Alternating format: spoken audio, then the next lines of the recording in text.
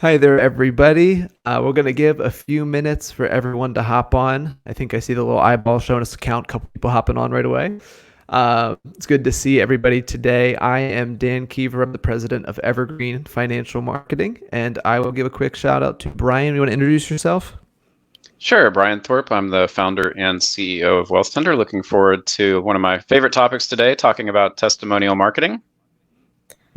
I'd hope it's one of your favorite topics. You've built the whole business around it. I love it. And Diana, can you go ahead and say hello?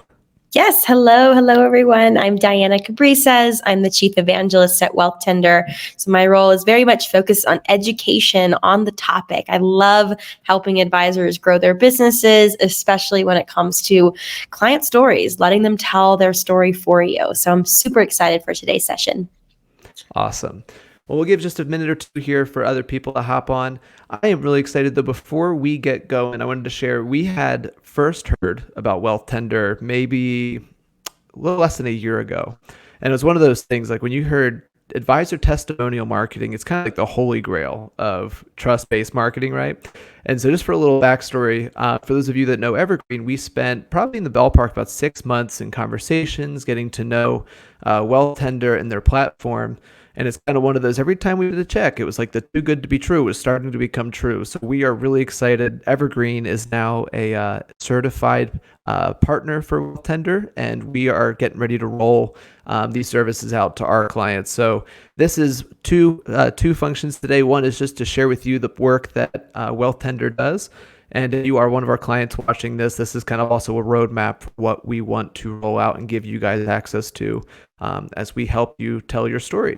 So we'll get rolling here. I'll start with just a little bit more background for those of you that don't know me or our firm at Evergreen. We are a full-service digital marketing agency for financial advisors, and we are intensely focused on helping you share your best stories and find your most distinct voice. We're not on the side of, per se, content libraries or ghostwriting.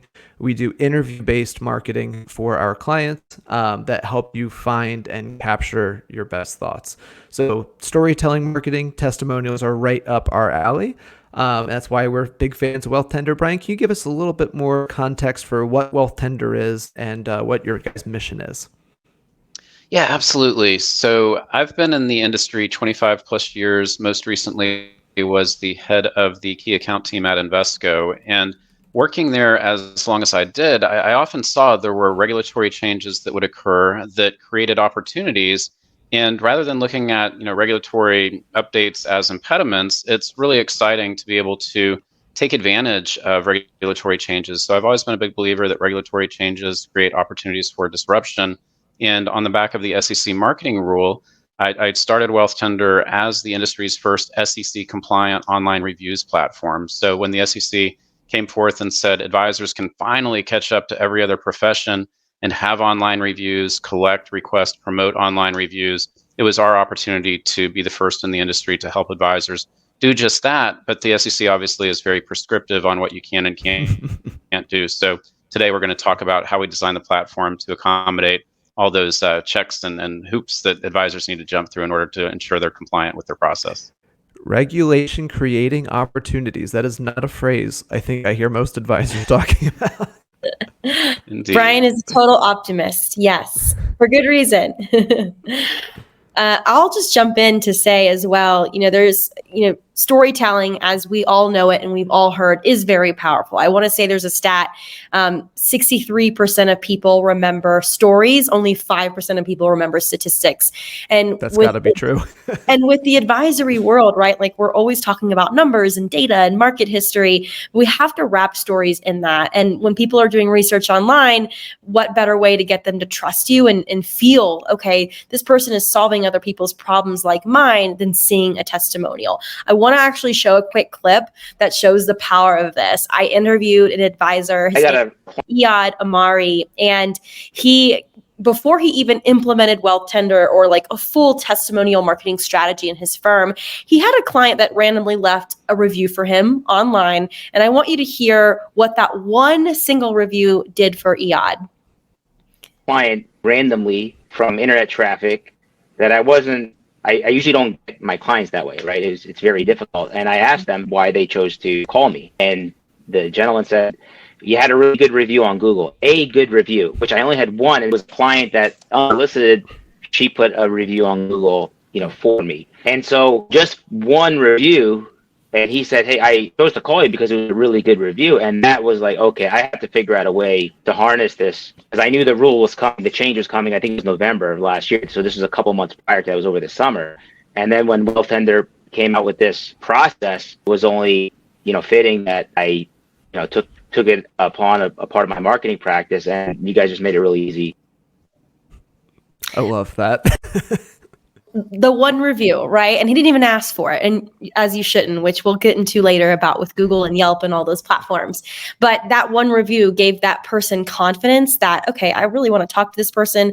I think I want to work with this person. That's the power of other people's voices. So love, love, love that video. I know we're going to talk a bit about sort of the data in general around the power of reviews. We're also going to get specific around the power of reviews for financial advisors. But I want to also take a step back, and I want to talk about the bigger picture here of why this is important, aside from the storytelling. A lot of advisors today, and I speak with advisors all the time, and a lot of them have said, I want to get clients online. I want to be able to do put in the least amount of effort, or not have to leave my house, or I want to grow virtually. I've seen people do it. I want to be that person too. You absolutely can, but here's what you're up against. If we keep to the next slide, you're up against what the public perception is of financial advisors, the general public perception. Unfortunately, advisors have been ranked almost as low as car mechanics on the trustworthiness scale. Now, this is an article from wealthmanagement.com. It's based on Edelman research, and we're going to show you here on the next slide how that all looks.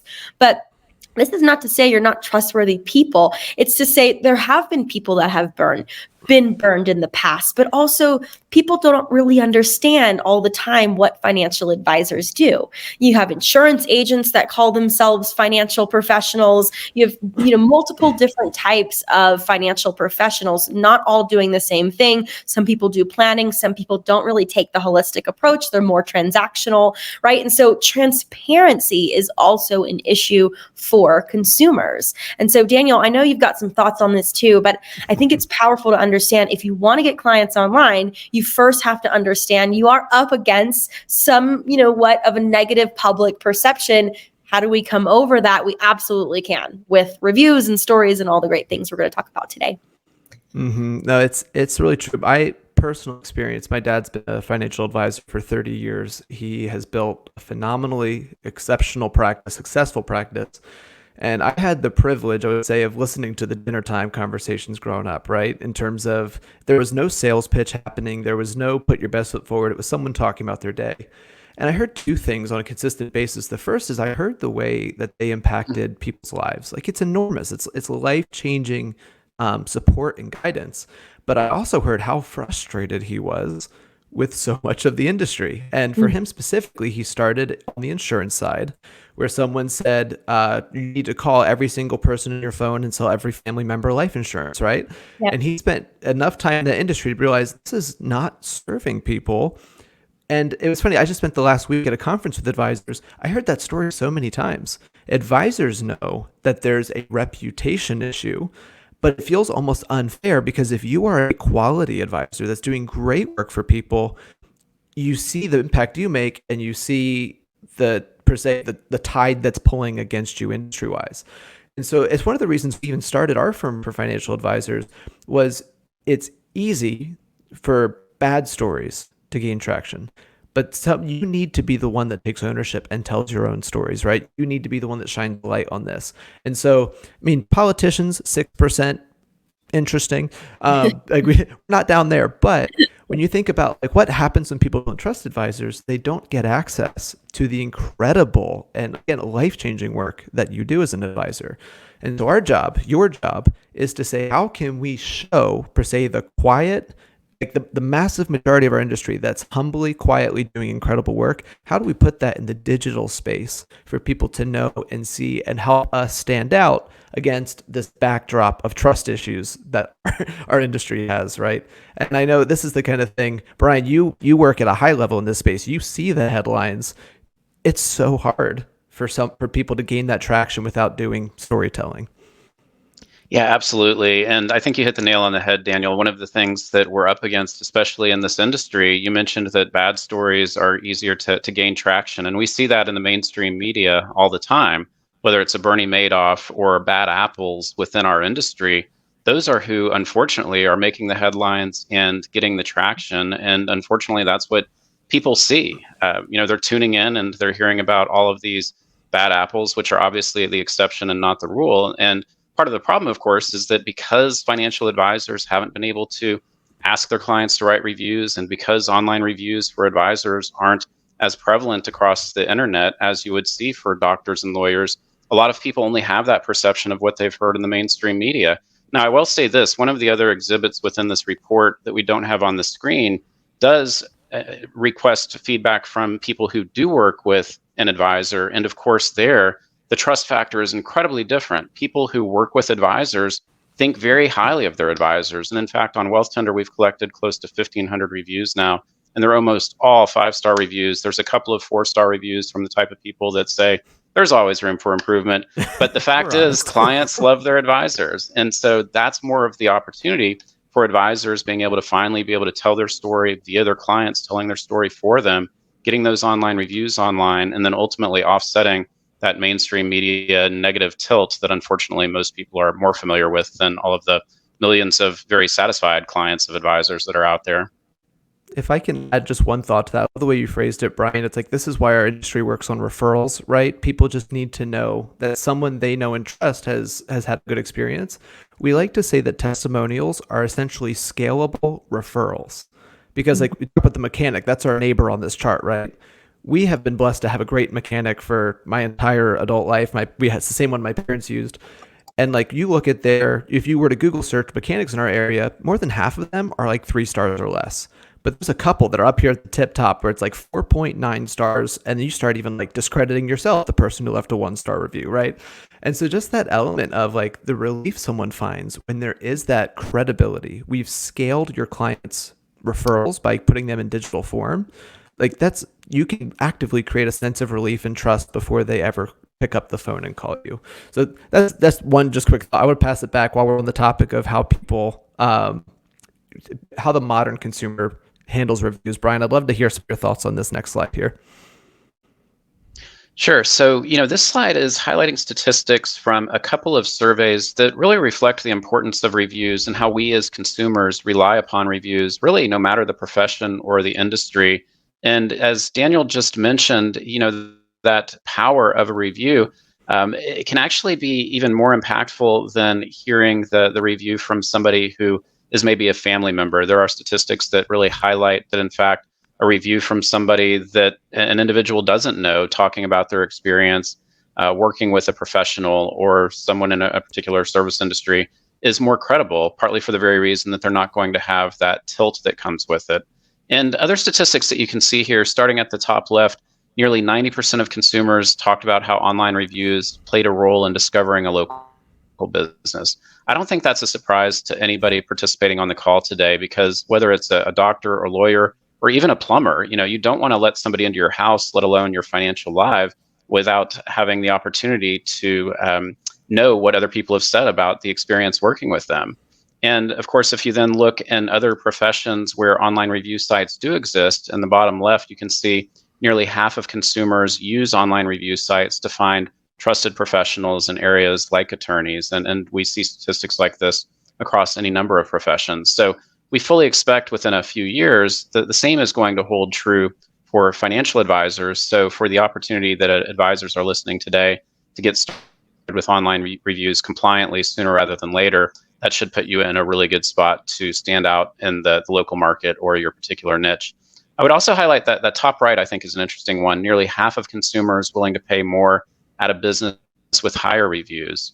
We often talk about fee compression in our industry and fears that advisors are at risk of not being compensated fairly for all of the great work that you're doing.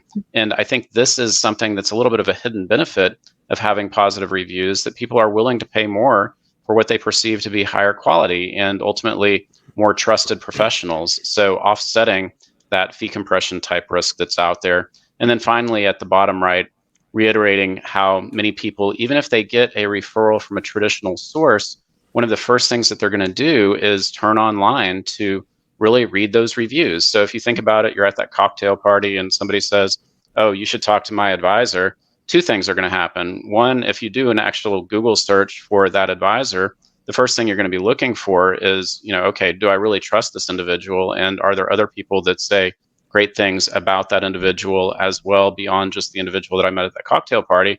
And then two, I would also highlight that if you're an advisor and you start getting online reviews, and let's say you have your profile on Wealthtender that incorporates those reviews, when somebody's thinking about referring you to a friend or a colleague, they're going online and they're likely grabbing a link to say, "Hey, here's the advisor that I think you should contact." And they want to look good as well. So how can you help that individual look good when they're referring you to somebody else? A great way to do that is that they can say, "Wow, I was right. I love my advisor. Other people are saying great things about my advisor as well. Here's the Wealthtender profile that has all these 5-star reviews. Let me share that with that friend of mine to say, hey, here's the advisor I mentioned to you. You should check them out. You can see it's not just me saying this. There are a lot of other great reviews that they've received online as well." If I can add one quick thing, Brian, something you said just piqued a thought in my mind. You talked about people being willing to trust maybe this body of reviews more than like a family member. That is a critical soundbite when we talk about the generational wealth transfer coming. A lot of advisors are hoping, I think some with some success, that as their older clients continue through retirement and as some of them pass away, that there's an opportunity to work with generation 2, the adult children, right? But I think what advisors don't count on is that there's a very different trust building metric. Now, we work with advisors where like the family bonds are really healthy and generation 2 has a deep trust and respect for the success of generation 1. Great. But a lot of times advisors are talking about the gap between generation 1 and generation 2. And so let's just say you have generation 1 who tells their kids, "Hey, you should have a conversation with my advisor. I think you guys are getting to that point now." And they pull it up. Do you want that referral entirely resting on the weight of Gen 1, or do you want them to show up and see 20 to 30 like 5-star reviews of their peers who have had great experiences? I think when you're talking about multi-generational longevity for your business, that is a huge factor to actually winning Gen 2 new business. That's a little bit of a sidetrack, but that thought just came in as you were talking about the family member dynamic. Yeah, and I would just come over the top with an additional comment related to that. When people are looking at your reviews, absolutely having those shiny gold stars out there is helpful, but ultimately people are diving in to read what people are writing about you as an advisor because they're looking for that emotional connection. They're looking to understand, is this advisor serving people like me? Are they providing services that are along the lines of what I'm looking for? And as they're reading those reviews and the ways that you've helped different individuals, whether it was saving for their children's college or becoming empty nesters and approaching retirement, that's what's really resonating and providing them with that aha moment to say, hey, it's not just the experience and education of this advisor, but clearly this is the service that they're providing and doing a very good job of it. Here's somebody that I know when I have that initial conversation, they've already checked a lot of boxes, and now you've got a prospect that's sitting down with you for the first time, already feeling like they know you to a degree and really ready to get started talking about how to get started, as opposed to questioning or being on their back feet, trying to have a healthy skepticism that might exist otherwise. That's awesome. Let's dig into a little bit of the nuts and bolts here. Diane, I think this is up your alley a little bit. We've talked, actually, this one, there's one quick comment on it. It is funny. When I first saw this slide, we were talking through this, it said 81% of consumers in January 2023 said online reviews are very important when making decisions about financial services. This caught my attention because it's one of those, like, weren't online reviews just allowed for advisors? But it really just does highlight that question of the rest of the world operates this way. And advisors don't really have the excuse anymore of I'm not allowed to. And like Brian said, the regulatory environment creates opportunity, not just restriction. This is a space that if advisors want to be competitive, if going forward into the future clients, future generations, this is a norm, even though it is new. So just wanted to touch on that. Yeah. Diana, this is up your alley, though, in terms of the actual decision-making process. Can you talk us through a little bit of how testimonials fit into the decision-making that we've just kind of been discussing? Yeah, well, similar to what you just said, right? In every other industry out there, people are going online, they're looking for reviews to sort of get that sense of relief. Like, okay, I'm making an empowered decision on my hairdresser, on my plumber, on my accountant, whatever it might be, my doctor even. People want to make empowered decisions. They want to buy based on their own accord, right? They don't want to be sold to. And I'm sure if you're on this webinar, you've heard this before, right? People don't want to be sold to, they want to buy on their own accord.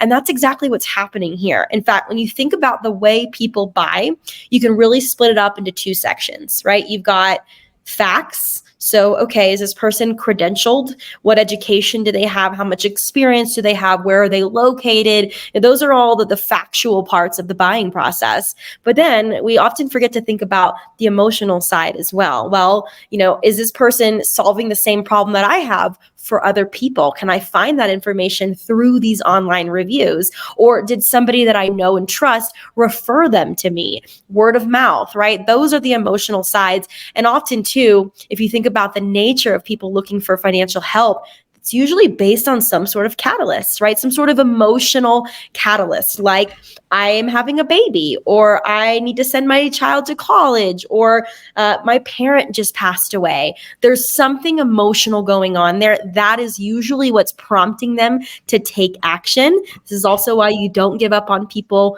in your email list, because they will be ready one day, maybe not today, but they will be ready. And it's almost similar to of like, we're all on Zillow, right? We're always looking at our dream houses. At least I am.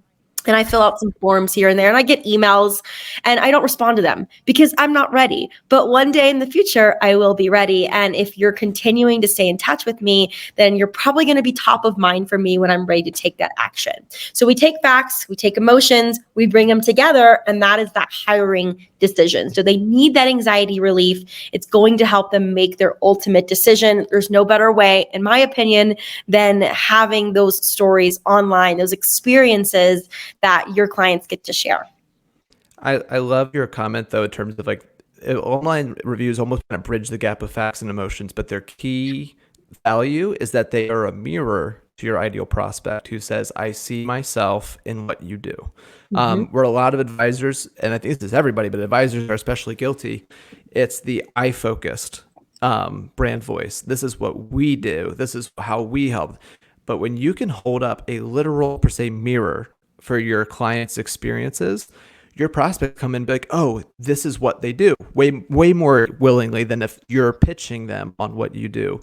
And it's just one of those things when you talk about, if you have a target client, especially if you're in a niche, people are going to give the reviews, but you can kind of prompt them like, hey, answer these 3 questions. Like, what was the challenge you were facing? What is your experience with us? And if, let's just say you have a niche, how does our specialization provide any more value to you as our client? Things like this, like the more you can make that a mirror for the ideal person you want to work with, these reviews are one of, if not the best asset you have in making your brand prospect focused, helping people see themselves in your body of work. So I mean, I'm a little excited, but we'll. No, I love it. And I have to comment on top of that. I could not agree more. I'm actually working on a keynote presentation I'll be giving next month and in front of a group of advisors.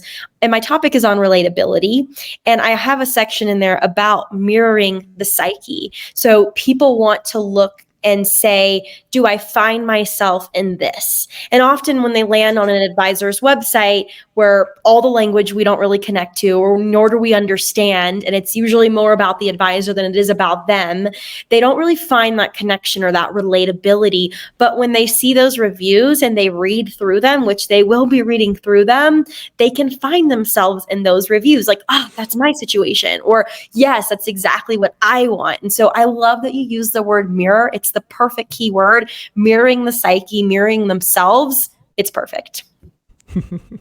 I don't know where we ended up. A little off track, but that was just got a little carried away. We'll move on to the next one here. All right, I think we're moving into our next section, which is exciting because now we're going to really get into the weeds, if you will, right? Like, what does a compliant review look like, and what is the SEC saying, and how can you implement this in a compliant way, and especially with the help of Evergreen and Wealthtender in combination. So I'm happy to kick this one off, guys, unless there's anything else you want to add. One quick thing. This is the part that I know probably has the most questions. Every advisor wishes they could use reviews, but is kind of scared of what the SEC might do if they get it wrong, right? So I would really encourage you, we're going to go through our part of this, but if you have questions, the comments are open. And we will pull them up in real time, answer your questions. You don't need to wait for Q&A. So as we go through, feel free to take advantage of that comment Q&A section. Love it. Please do. Okay, so the first thing I want to sort of unveil here, if you will, is what makes a review SEC compliant. So hopefully you can see the screen okay, but what we have here is a screenshot of a compliant review. This is actually pulled from one of our advisors' profiles on Wealthtender, but you could sort of mock this whichever route you decide to take with your strategy. But what we see here is we have a review which has got a title and it's got 5 stars, and then we can see what the actual review says, right? Just quick, excerpt. I've enjoyed getting to know Allison ever since we attended college together. Then you have sort of these 3 bullet points right below, and the right next to that review in the same exact font. We call these the 3 C's. That's the disclosures that every single review must have if it is being in a place where you are promoting it. So on your website, on social media, etc. What are the 3 C's? Client, compensation, and conflicts of interest. Is this person a client or not? Have I compensated this person for the review or not? And are there any conflicts of interest in our relationship? What you'll notice as these little side arrows here is these disclosures have to be clear and prominent, and they have to be in the same font size as the review. They cannot be linked. They cannot be hidden where you can click a button and they come up on a drop down. They can be brief as long as they're hitting on those 3 C's, but those have to be the same size.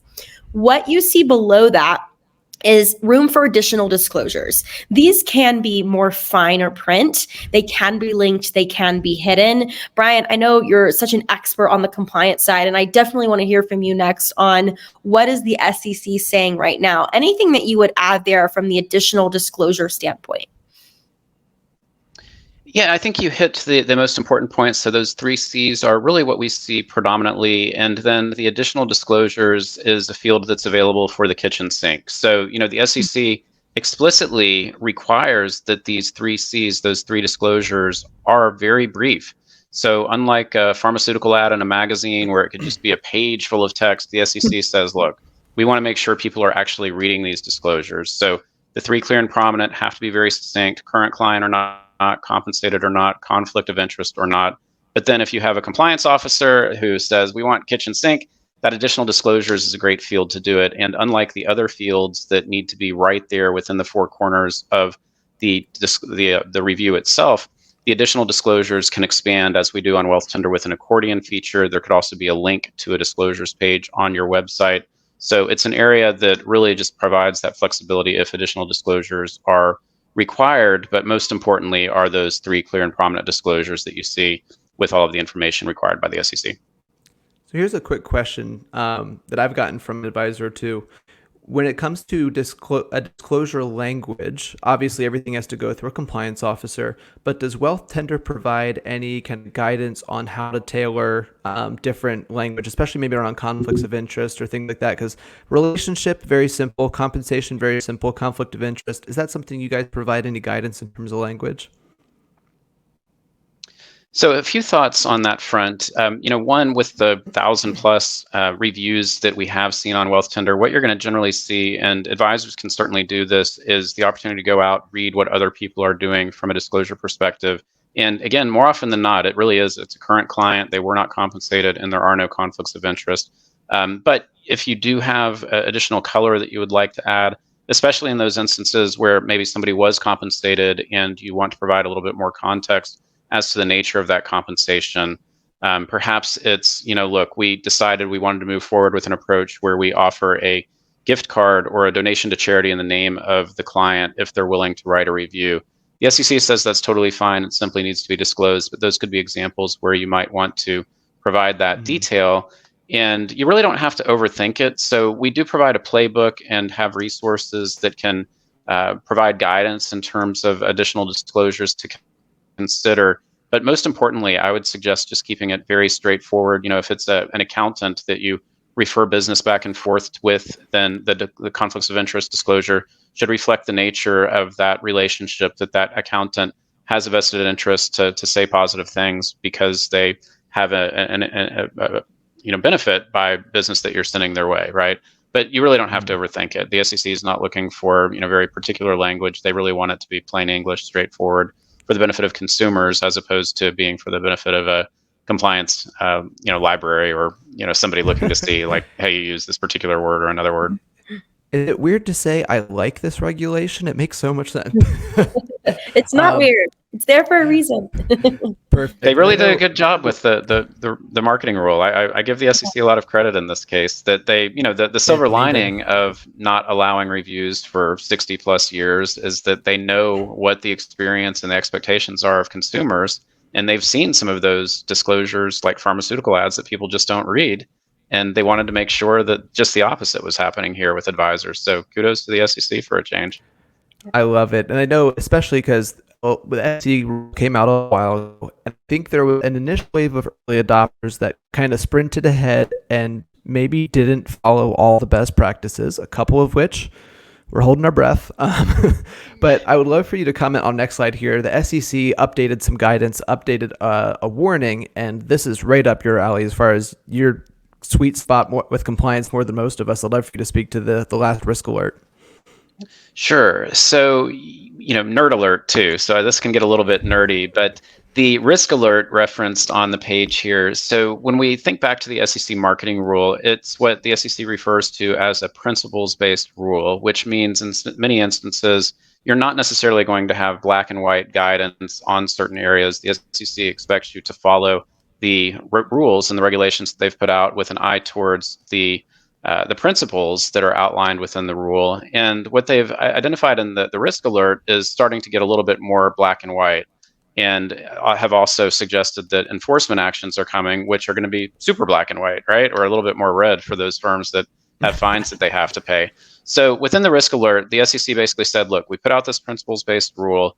It articulated the types of things that we expect to see. And then in the risk alert, they said, hey, we're doing exams, we're doing sweeps, and we're not seeing all of the disclosures being provided appropriately. We're not seeing the reviews being, in certain instances, we're seeing reviews that are being published with prohibited content, maybe talking about investment performance or language that's promissory.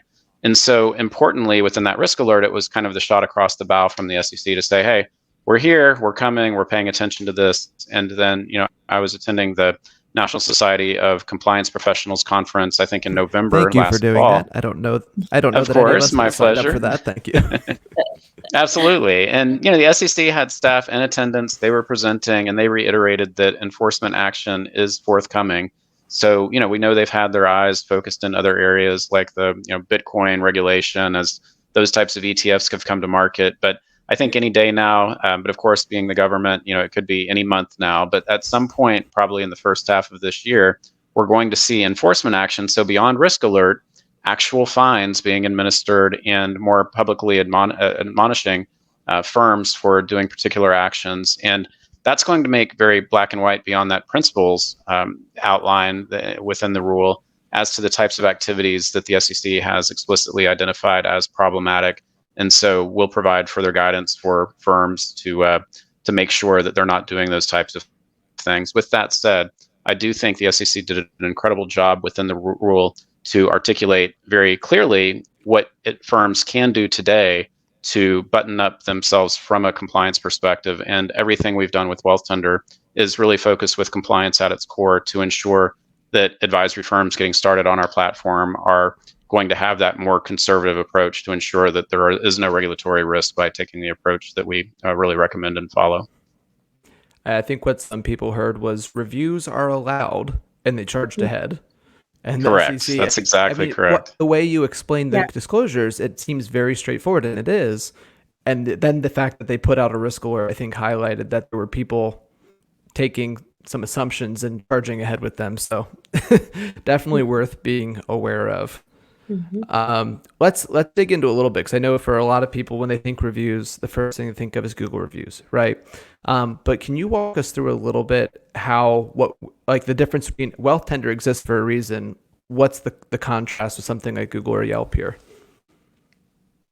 Sure. So I'll go quickly on this, and then we can take any questions if they come in as well. But there's two things. There's the regulatory issues, and then there's just the general business issues. So really reflected on this slide, I'm going to start with the general business issues that neither Google nor Yelp, believe it or not, allow solicited reviews, specifically compensated reviews, and in the case of Yelp, any form of solicited review, which seems a little crazy, knowing that we see people asking for Yelp reviews all the time and Yelp posters and that type of thing.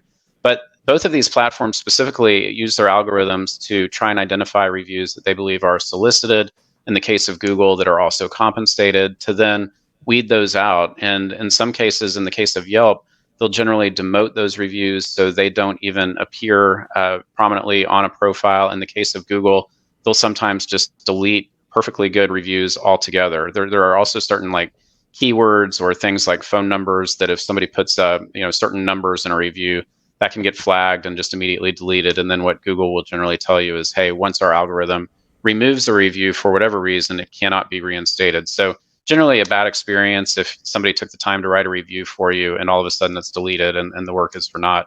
In the case of Google, they also don't allow anonymous reviews. So if you have concerns about putting your entire client list out on an online review platform, that's definitely a risk. On a platform like Wealthtender, you can have fully anonymous reviews. The SEC says totally anonymous reviews are okay, but you as an advisor need to know who they are so you can provide the appropriate disclosures. So we make sure that we have a way for you to do just that. But in the case of Google, if you have a client that's like, hey, I'd be happy to write a review for you, but I don't want to put my name out there, or you would prefer not to put their name out there, Google doesn't accommodate that. So something to be aware of as well.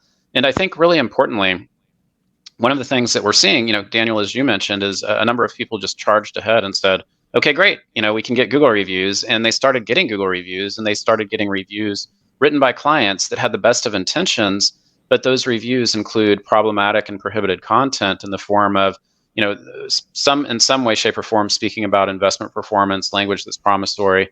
And now that review is published, and all of a sudden your Google business profile is toxic. You literally can't tell people to go look at your Google business profile. It lacks the appropriate disclosures required to be an advertisement. And now you have prohibited content. So the day that SEC examiner walks into your office, you got some explaining to do. And so unfortunately, even with those best of intentions, it just becomes problematic. Now, to be clear, unsolicited reviews on a platform like Google have never been an issue. We obviously know, and the SEC respects, that unsolicited reviews happen. And in those instances, you could still have problematic reviews with prohibited content, but as long as they were not solicited and you're not telling people to, hey, go look at my Google reviews, then that kind of flies under the radar. But if they see that you've solicited that review, that you're promoting your reviews, that you're referencing, linking to them, anything like that, you've got a problem on your hands. What's the phrase? Don't take tax advice from someone who's never been audited. Is that the? Because I hear people talking about like, I'm getting reviews and it's helping me get new clients and things like that, but it's just it's not the same game if you don't know the rules, and that's huge. I think the biggest thing here is not just collecting reviews, but the ability to promote them as assets in your marketing, right? And so it's not really worth collecting things you can't share. That's a huge piece of this. Slide ahead here. This is the process for Wealthtenders reviews, which is a little bit different, obviously, in Google or Yelp. Can you talk us through a little bit, just high level, how this process works for an advisor? Sure. And generally, I would say whether it's on the Wealthtender platform or for advisors, advisory firms that are looking to collect reviews compliantly, this could also apply if you chose not to join a platform like Wealthtender and simply wanted to collect reviews, let's say on your own website. This is really the process that you want to follow. So the review, when it's first submitted on Wealthtender, it's not immediately published. And so that's very different from a platform like Google, where even if there's prohibited content, whatever the issues are, it's immediately published, and now it's out there in the public domain, and you have to deal with it if there are problems. In the case of Wealthtender, or if you're doing this on your own website, the best practices is to have a form like we do, and then the details come in. But before that review gets published, what we do with Wealthtender is we're going to provide an email to you that includes all of the details of the review, so you have that available for record-keeping purposes. And then we link to a form where you can then go out and update the disclosures so that now once you've added the appropriate disclosures, and only then will the review then be published on Wealthtender and start to get indexed by search engines, et cetera. We also offer tools so that you can display those on your website as well with all of those compliant disclosures too. So highly recommend that. Again, whether you wanted to use a platform like Wealthtender or just set this up on your own, having this type of an approach where the reviews aren't immediately published would certainly be best practices to keep you out of hot water. And I think I'd love to jump in here because first off, this is a really awesome process. So as Brian said, like outside of Wealthtender, right, you could sort of mirror something like this within your own firm, but we are obviously here to help. The point at the bottom about search engines like Google and Bing are now indexing your review. We just kind of talked about why you shouldn't be really soliciting Google or Yelp reviews because you just can't really do anything with them as they stand on Google. But what the beauty of having a tool like Wealthtender or a platform is Google sees us as an official review site. So now it's going to start sort of indexing and picking up those reviews. We've seen them sprinkled in many different places. We've seen them when you search for an advisor's name, Google brings them right up to the top, where you can see different reviews and sort of like that first sentence in the review. We've seen them on Google My Business profile. I think it's still called that. I don't know. I know they changed the name, but on that side panel where you have their reviews, and then you scroll down a little bit below and you can see reviews from other sites like Wealthtender. So I think that's really cool. A lot of advisors, now that you sort of know this process, right, you might be asking yourself in this moment, well, how do I even start with asking for a review? And so I want to go to this next slide here because we're going to talk a little bit about that. And this is where we are such a powerful partnership and combination for you because we're here to help you every step of the way. But whether you work with us or not, all the information you're going to get here is going to help you be able to really kick off a testimonial marketing strategy for your business. So first and foremost, let's just talk about what I like to call the imposter syndrome around reviews, because there are advisors who feel we're not sure what our clients are going to say. We don't know if we're going to get all 5-star reviews. We don't know if there's some angry people. And I think there's more like layers to that onion that need to be peeled back a bit. Like, have you been in touch with them in the last year? Or are you, communicating regularly, or are you not? That's a big issue we know the industry is up against. But in Evergreen can help with that, just a heads up. Yes, absolutely. In general, we've seen, even on Wealthtender, like 99% of the reviews on Wealthtender for advisors are 5 stars. And even the ones that aren't 5 stars, they're still great reviews. In fact, people do even find it more authentic if you don't have a perfect 5.0 star. So over 60% of consumers said they're likely to rewrite a review after a good experience when a business follows up. So we've seen it time and time again.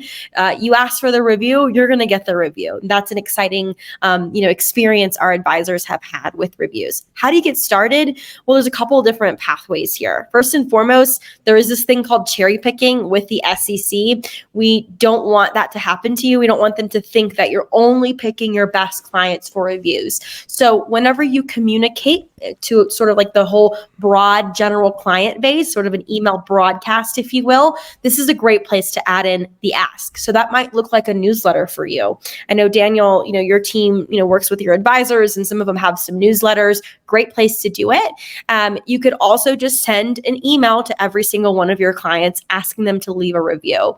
Just make sure you cover all of the client base. We don't want the SEC to think you are cherry picking. Again, that's really important.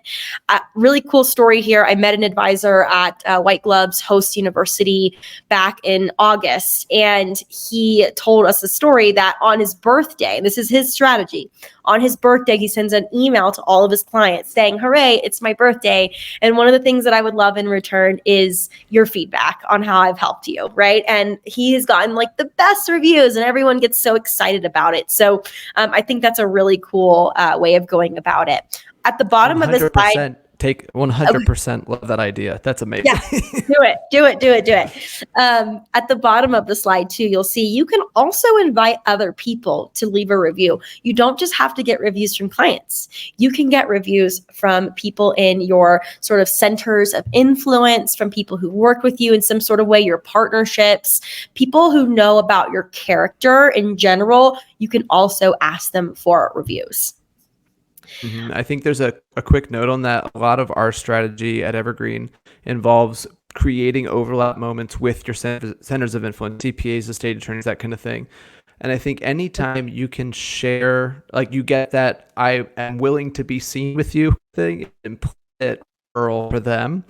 And so just even to the extent that, let's say you get a review from a CPA you work closely with, if you do something like a webinar or an ebook with them, that is a great place to display that this person you're working with, this is what they think about you more explicitly.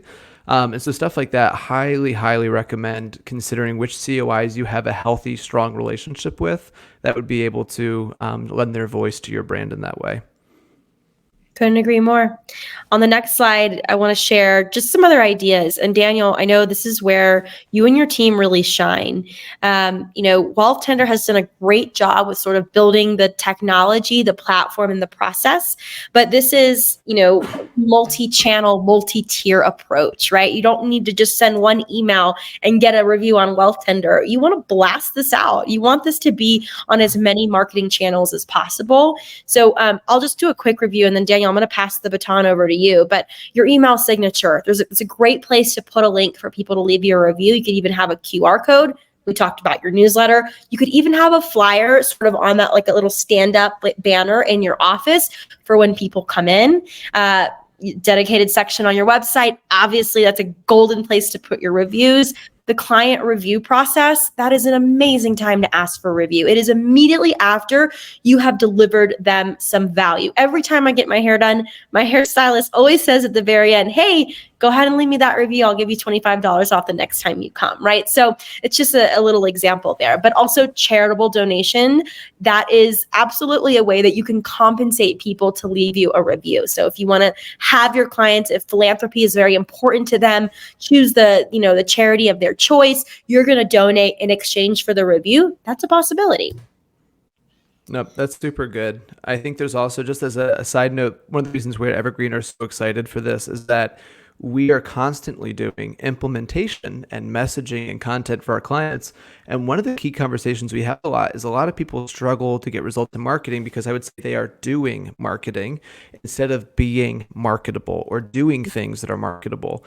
And things like this is a tether to the real world, right? This isn't just you talking about what you do. We're talking about your values, your philosophy. This is something in the real world that's happening that you're then documenting and showcasing.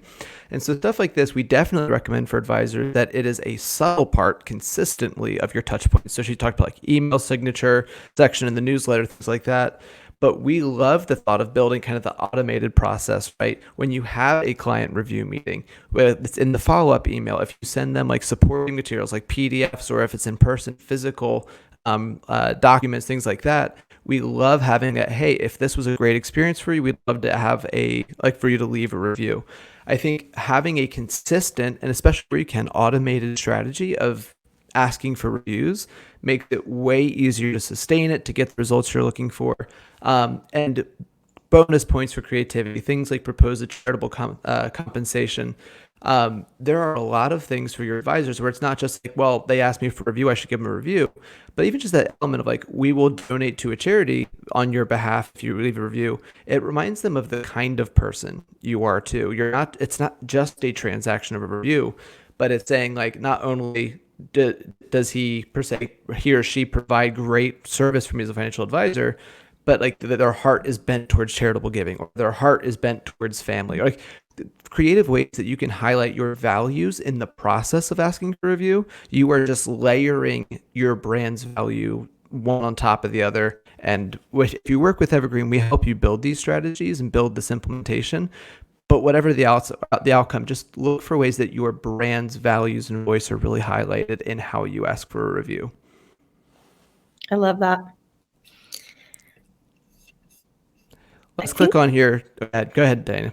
Nope, I was just going to say, I think moving from here, just other ways, right, that you can really amplify your ROI with online reviews, different marketing channels. We're going to focus a little bit more into Wealthtender for a moment, because we do have the process to build the technology and get the review in a compliant way, but we can also help maximize that for you. So if you're a bigger firm, right, if you're more of an organization, an enterprise style firm, what you're going to see ahead is also going to be very helpful to you. But even if you're a one-person shop, what you'll also see will be helpful to you as well. So Brian, I'm going to pass the baton over to you. I know you love to talk about this. We've worked with some pretty big firms over at Wealthtender, and they've had a lot of success with this feature. Sure. So what we refer to as review sync, is synchronize, if you will, is an opportunity that when you collect reviews on your advisory firm profile on Wealthtender, we can synchronize those reviews to each of your multiple advisors who are featured on the platform. And in the process, that means that now those reviews are not only associated with your firm, but they're also associated on Wealthtender and displayed with each advisor's profile on Wealthtender, so helping with visibility with the nearly 500,000 consumers that visit our site each year. And then those reviews are also getting indexed in search engines like Google for each advisor in addition to the firm. And then we have the embeddable widgets that can then be provided for the advisor's website as well. So a really kind of cool way to take advantage of this feature. The other thing that I would highlight is, we often hear about advisory firms that maybe they do have a handful of unsolicited reviews on their Google business profile. And if somebody does a search for the firm by name, they're going to see those reviews when that Google business profile appears. However, more often than not, we really think that people are Googling the names of advisors that they're hearing about working with, not so much the firm. And so we do have a tool where we can import reviews from Google to Wealthtender that, of course, go through the same compliance workflow. So they're not published on Wealthtender until all of the appropriate disclosures are added. But part of the benefit of this review sync feature is that we can synchronize those reviews. So now, instead of just being associated in search results with the firm name, those reviews are now going to be visible on the advisors' profiles on Wealthtender, and then again, ultimately recirculated back to where they're going to be showing up. Now, if somebody Googles the name of an advisor, they're going to see those gold stars that are sending positive trust signals to Google's algorithm, helping that advisor's Wealthtender profile rank even higher in search results and providing additional visibility there. So a cool feature that we're really excited about and seeing a lot of interest in the marketplace. And just to add to that really quickly, if you're an enterprise firm, adding advisors to your firm, trying to recruit advisors to your firm, this is an amazing recruiting strategy. Like, the moment you come into this firm, we're going to set you up with this profile, and we're going to dump all of our Google or our reviews on your profile, whether they came from Google or not, because we do import Google reviews, folks, to make them compliant. But we're going to go ahead and put those all on your profile. So now in the future with SEO, people searching your name, if they're doing the research on you, you're going to have these, just glowing reviews right away. That is an amazing recruiting strategy. I love it. We hear that a lot. Young advisors coming in need to borrow, per se, from the trust of the brand. This is a very literal way to do that. Yep. Cool. Sliding along with Brian, this is one thing that's kind of funny. We focused a lot on advisor reviews today, and from our end, that's a huge part of what we're focused on in terms of implementation. But one of the secret almost value props of this is that Wealthtender has become, in a lot of ways, like an SEO juggernaut, just as far as building the ability to get in front of people when they are in search mode for a new advisor. It's not just, it's an asset on the side that you can use, which a great one at that, but you guys are actually getting in front of the prospective clients. Can you share a little bit about the find an advisor aspect of Wealthtender? Sure. So when we launched Wealthtender, we actually looked at best practices in other trust-based professions like doctors and lawyers, where online review websites have existed and really become, as we saw in those statistics earlier, one of the top places where people are going first when they turn online to find a doctor, to find a lawyer. And so we really recognized that as online reviews become available for financial advisors, we could really replicate what's worked well and proven in other professions to now become a really powerful way to drive consumers to advisors.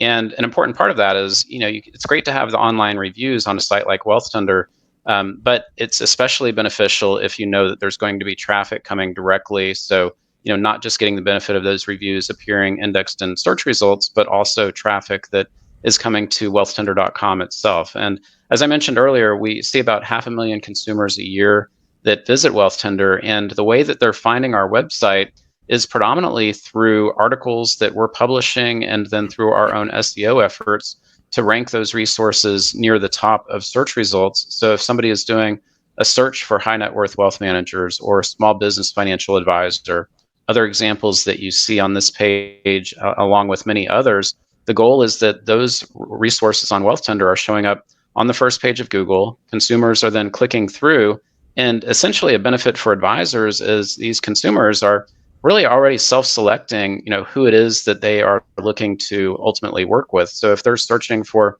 high net worth wealth managers, that clearly is a reflection of who they are and what they're going to be looking for. So when advisors join Wealthtender, if that's an area of focus, they're going to get featured in that particular resource. Or if they work with small business owners, or we get much more granular. So it could be for educators, engineers, doctors, attorneys. And the goal then being any of those areas of specialization that are important to you as an advisor, you're going to get featured there. And then we're always doing that work to rank those types of articles on the first page of Google. And collectively, these are what Google or SEO nerds, like a handful of us here, would say are long tail keywords, meaning, there's not millions of people searching financial advisor for attorney every month, but I can assure you, people who are searching financial advisor for attorneys or for doctors, lawyers, guess what they're looking for and who they are. I mean, right? They're getting exactly to the type of resource that's important to them, and now they're only getting to know the advisors in our community who are specialized in working with them. And so the beauty of this as well is when a consumer does come to your profile on Wealthtender, they quite often have come to you through an article or a resource that already narrows in on the type of demographic that you're looking to work with, whether it's these areas of specialization, or we also have guides for advisors focused more on a particular geography. So if somebody's looking for an advisor in Denver or Oklahoma, we've got a lot of great resources to help them get connected with the advisors that are right there in their backyard. I just want to add too, because this is funny. Before we launched Evergreen, we had a full service agency that was, call it, industry agnostic, and a big pillar of what we did was technical SEO. And when we moved into the advisor space, we actually kind of swore off SEO because most advisors don't have the budget or the bandwidth to really compete with the big brands that are doing it well, right? It's very hard to do that. And when you talk about other advisor listing sites, it's usually like by geography, right? Or maybe they do a little bit of like, well, this person specializes in you, but none of those have reviews. And so when I've consulted with other firms that are on like listing sites or things like that, first of all, they usually get a lead, and then like 8 people are reaching out to that lead, and that's challenging to differentiate as it is. And additionally, you're only per se claiming things like, I claim to be close to you, or you might be like, I claim to work with doctors, I claim to work with lawyers. But let's just say you specialize with doctors, and in your review process, you've said like why did you reach out to us? What has your experience been like? Has there been any additional value been able to help you because of our work with doctors? And if you're searching for like advisors who specialize in doctors, and your reviews are chocked full of that kind of person, this is a listing site where you actually get the chance to stand out versus being like, throw it into a pool of piranhas, right? And so just to the extent that like we tell advisors probably 90% of the time not to pursue SEO because they don't have the resources to do it, being on the Wealthtender platform is a phenomenal way to borrow SEO value of a big firm like Wealthtender and not get lost in the noise and the equally credible claims and all that kind of stuff. So this is kind of like a side benefit, but I think for a lot of advisors, it's bigger impact than they realize. I'll take a quick pause right here. We're about to wrap up here in just a few minutes. If you have a comment or a question that you'd love to leave, you'd love for us to discuss, this is probably the best time for you to hop over to the comments section and drop that in. If you are watching this from LinkedIn, feel free to drop it in the comments there, and we will be able to put that up on screen here as well. So as we wrap up, just want to give you a thought. This is probably the best time for you to drop your questions. It will also be available for you guys to email your questions in after the event. So we'll come down the home stretch here. I do want to talk about, obviously, this is maybe not the most important thing, but this is the most practical thing. Brian, can you talk through the different tiers and a little bit of the pricing here? Sure. So importantly, we wanted to make sure this is a very affordable platform for advisors, no matter their size or budget. And so we do offer plans both month to month with no long-term commitment, or if you're interested in signing a 12-month contract, we offer an even deeper discount. But importantly, most advisors start with just that month to month, where that most popular plan that we offer, the growth tier, is on a monthly basis, $49 a month. You can see what it equates to if you do an annual contract there as well. And starting with the starter plan on the left, we want to make sure that advisors that are interested in getting started with online reviews, getting the SEO optimized profile, have an ability to do that. And that's really what the starter plan encompasses. So SEO optimized profile, getting featured in a local guide, all of the benefits of the online reviews. So getting those reviews featured on Wealthtender, getting the visibility in search engines, as well as the tools to put them on an advisor's website.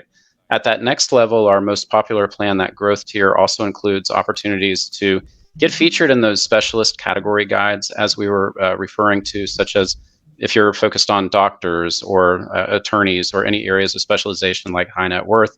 And also, we have writers and reporters who are reaching out each week looking for quotes from advisors who are interested in getting featured in the media, national media publications, building your authority, and also benefiting your SEO, as many of the writers that we work with are really good about including a link back to the advisor's website. So a great way to strengthen SEO as well.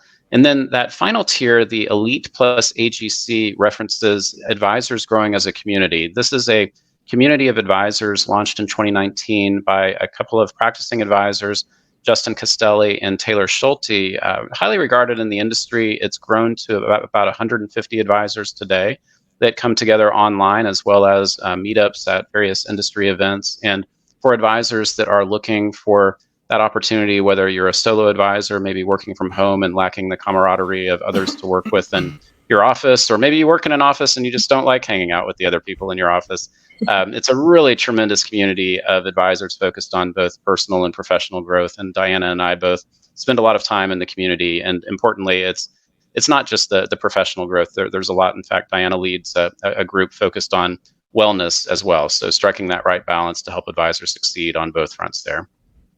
I love that. And I will say, if you work with Evergreen, our standard recommendation is going to be the growth platform, partially because the review, we're over the moon about the review capabilities, but I think the ability to be featured in media pitches is a really big one that is really hard to do by yourself. And so the ability to have access, again, to the brand strength of Wealthtender, and the ability to tie that back to opportunities for your firm, I think, is a really big part of this. I will say we've dug through some of the logistics of this. It's not a hard platform to set up on your own. And if this is something that you're a little bit on the like brave DIY personality, I think this is a very accessible platform. If you are a client of Evergreen, so we offer this exclusively to our monthly clients. We integrate this as part of your strategy. There's a one-time setup fee, but we manage part of the implementation is very much ongoing. A lot of it is automated. So we're able to maintain your review profile. At this point, we do that at no additional cost. So don't do Wealthtender only setups. There's probably some other people that Brian can commend that specialize in some of the one-time setup. But again, if you work with Evergreen for your marketing partner, we can handle the setup and implementation of review requests and distribution and showcasing it on your email, your website, your social, things like that. Highly, highly recommend. Brian, if someone is interested in reaching out to you guys and trying a DIY, what's the best thing for them to do? Sure. So you have the URL on the bottom of the page, that wealthtender.com/grow. And on that page, we highlight a lot of the benefits, as well as a link. If you're interested in setting up a Zoom call with me directly, you'll see the ability to do that out there as well. And also an overview video from Diana, additional resources, and in fact, playbooks, templates that you can access out there as well. So it's a great place to start. And then certainly if anybody wants to reach out to me directly by email, Brian, Brian, at wealthtender.com. So it dawns on me, I don't know if anyone's watching on their computer. We'll come back to that reward in just a second. Here's a QR code that you can scan to take you to that page. And if you're interested in learning more about Evergreen as well and how we do what we do, especially on the broader marketing messaging generation, that's a good place to go. I did just realize that we have one little slide here at the end that's worth a quick shout out. And we appreciate that. So, thank you. We were thrilled. This is actually the second year in a row that advisors have rated Wealthtender as extraordinary within the T3 Advisor Software Survey. So we definitely appreciate the kind words from all of the clients that have helped us get to the place where we are today. I love it. Well, thank you guys. I see that we have one or two comments coming in. Sounds like you guys have had a good time. I know we've had a number more on social media. If this is something that you're interested in, highly encourage you to either reach out, or if you need to do some more due diligence, go for it. I'm happy to answer any questions. I know Brian and his team are also happy. Diana is just, she's all over the place and is a great resource for anything you need in the advisor world. But to the extent that I hope this has been a really helpful use of your time in 2024, which is when we're recording this. This is one, I think, the best things that you can do to gain a competitive advantage in your digital marketing. And yeah, I'll keep talking in circles and just keep telling you to do it. But thank you guys so much for joining us today. Thank you, Brian. Thank you, Diana. Best of luck to everybody. Hope this is a good year for you guys. Thank you so much for having us. Take care, everyone.